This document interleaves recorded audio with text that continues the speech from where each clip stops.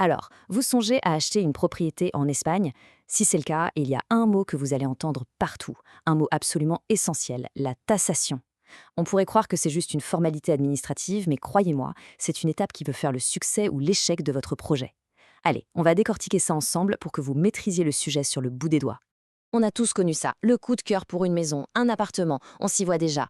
Mais voilà, quand on est sur un marché qu'on ne connaît pas bien, une question revient sans cesse. Le prix qui est affiché, est-ce que c'est le bon prix? Comment être sûr de ne pas payer trop cher? Et surtout, la banque, elle, comment va-t-elle évaluer ce bien? Pour y voir plus clair, voilà le plan de route. D'abord, on va définir simplement ce qu'est la taxation. Ensuite, on verra son impact, qui est juste énorme sur votre prêt. Après, on regardera comment la valeur est calculée. Vous verrez, ce n'est pas sorcier. On découvrira aussi que c'est un super atout pour l'acheteur, une sorte d'arme secrète. Et on terminera avec une astuce de pro au cas où les choses ne se passeraient pas exactement comme prévu. Allez, c'est parti, on rentre dans le vif du sujet. La taxation, ce n'est pas du tout une estimation faite au doigt mouillé. Non, c'est le document officiel qui va donner une valeur objective et quasi incontestable à votre future propriété. En fait, la taxation, c'est un rapport d'expertise super complet. Et il n'est pas fait par n'importe qui. C'est un expert indépendant qu'on appelle un tassador, qui est en général un architecte. Et le point le plus important, c'est que la société pour laquelle il travaille doit être certifiée, homologuée par la Banque d'Espagne elle-même. C'est ça qui garantit que l'évaluation est neutre et sérieuse. Et attention, ce n'est pas une option. Si vous allez voir une banque espagnole pour demander un prêt immobilier, elle va l'exiger. C'est une obligation légale pour la banque et donc pour vous aussi. C'est simple, pas de taxation, pas de prêt. Ce n'est pas négociable. Bon, maintenant qu'on sait ce que c'est, voyons pourquoi ce papier a autant de poids. C'est vraiment là que tout se joue pour votre plan de financement. La banque, elle, suit une règle très simple, une sorte de règle d'or, et il est vital de bien la comprendre. Et voilà cette fameuse règle d'or. Retenez bien ça. La banque ne se base pas uniquement sur le prix que vous avez négocié avec le vendeur. Non, elle prend deux chiffres, le prix d'achat et la valeur de la taxation. Et elle va toujours, baser son prêt sur le montant le plus faible des deux. Prenons un exemple concret. Disons que vous achetez un appartement à 250 000 euros et que la banque est d'accord pour vous prêter 80%. Scénario numéro 1, le rêve. La taxation est estimée à 270 000 euros. C'est super. La valeur la plus basse, c'est le prix d'achat, donc la banque vous prête bien 80% de 250 000, soit 200 000 euros. Mais regardez bien le deuxième scénario. Si la taxation tombe à 220 000 euros, eh bien la banque va se baser sur ce chiffre et là, le prêt accordé dégringole à 176 000 euros. La différence, c'est 24 000 euros. Et ça, c'est l'impact direct sur votre apport. C'est une somme qu'il va falloir trouver et sortir de votre poche en plus de ce qui était prévu. C'est énorme. Une mauvaise surprise comme ça peut carrément mettre en danger tout le projet si on n'y est pas préparé.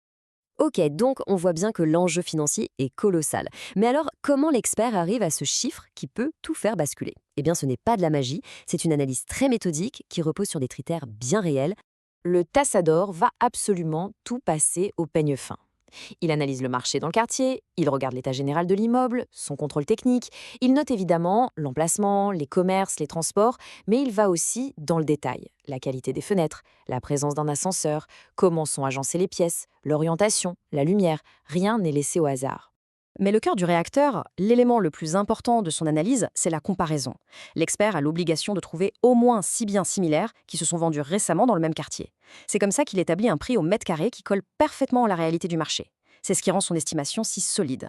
Jusqu'à maintenant, on a vu la taxation un peu comme une contrainte, un truc imposé par la banque. Mais il faut vraiment changer de regard. En réalité, ce rapport, c'est une mine d'or d'informations pour vous, l'acheteur. C'est un vrai bouclier.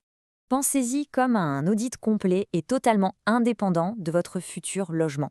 Ce rapport va mettre en lumière des informations factuelles, des choses que, disons-le, ni l'agent immobilier ni le vendeur n'ont forcément intérêt à crier sur les toits. Par exemple, le rapport va vérifier la superficie exacte, qui n'est pas toujours celle de l'annonce, bizarrement.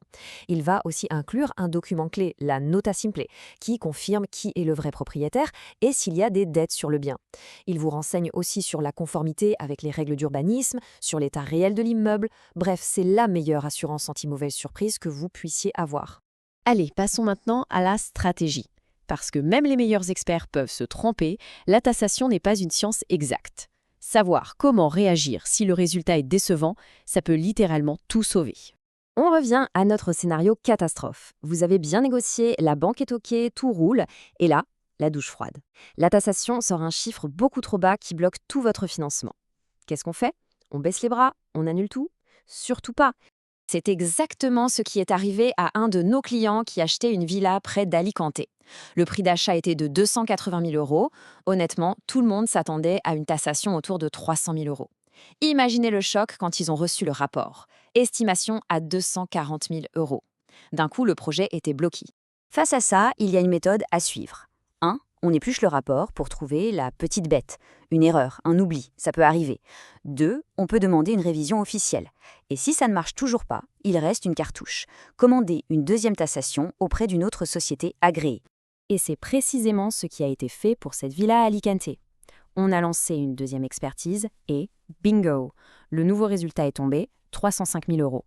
Ça a tout débloqué et le plan de financement a été validé. C'est bien la preuve que cette stratégie, elle marche. Alors oui, bien sûr, une expertise comme celle-là, ça a un coût. Et il faut compter entre 250 et 700 euros, en gros, ça dépend du bien. C'est une somme, c'est sûr, surtout quand on a déjà plein d'autres frais à payer. Mais après tout ce qu'on vient de se dire, la vraie question n'est pas là. Est-ce que la taxation est juste une dépense obligatoire de plus?